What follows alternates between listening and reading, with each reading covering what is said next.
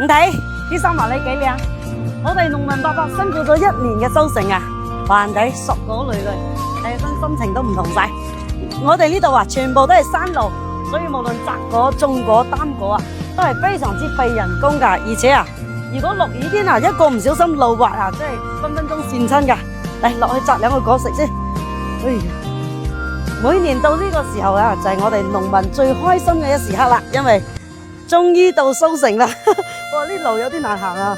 你諗下，做咁樣嘅路，嗰啲阿叔阿伯啊，仲要擔住果係咁樣行上去啊！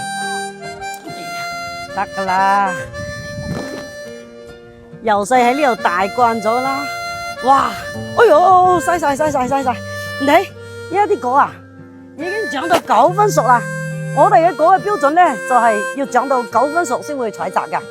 所以點解好多人問到話，有好多人哋啲父老鄉親已經開始直播賣啦，點解我哋果園仲未開園咧？因為我哋嘅標準就係一定要長到夠熟，口感先夠好嘛。正啊！